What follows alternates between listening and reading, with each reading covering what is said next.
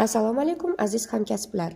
Bugun men sizlarga darslaringizni yanada qiziqarli va tartibli qilishga yordam beradigan ajoyib bir vosita haqida, onlayn ustobu White sayti haqida gapirib bermoqchiman. Bu sayt shunchaki vaqt o'lchaydigan vosita emas, balki darsdagi haqiqiy yordamchingizga aylanadigan yordamchi assistent ham desa bo'ladi buni. Bu saytda sizni o'nlab rang-barang va interaktiv taymerlar kutib oladi.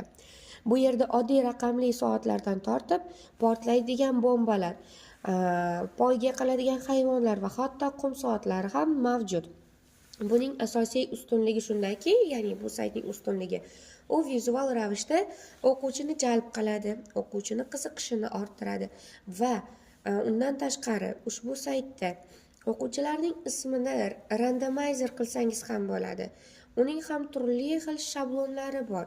Turli xil ko'rinishda o'tkazishingiz mumkin.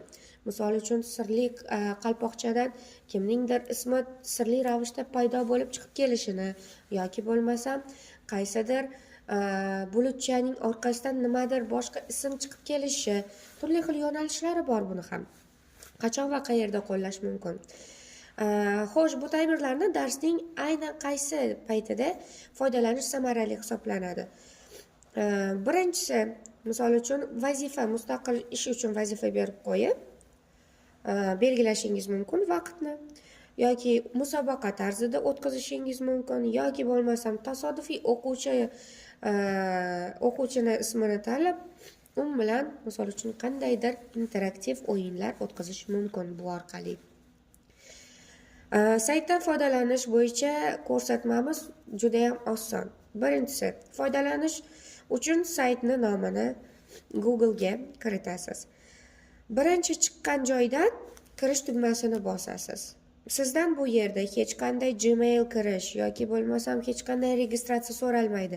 Bu sayt tekin hisoblanadi va hech qanday registratsiya qilinmaydigan, qilishni va talab qilmaydigan sayt.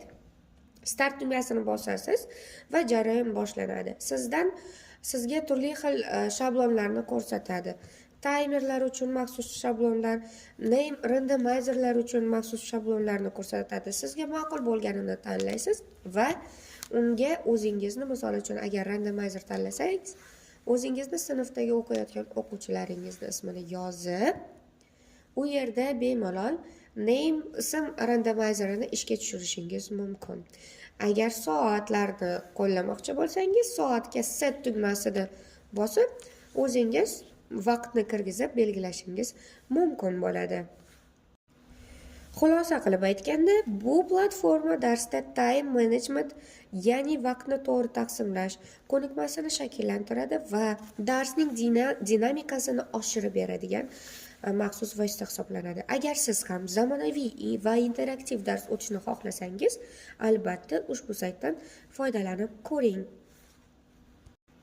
Video foydali bo'lgan bo'lsa, hamkasblaringiz bilan ulashishni unutmang.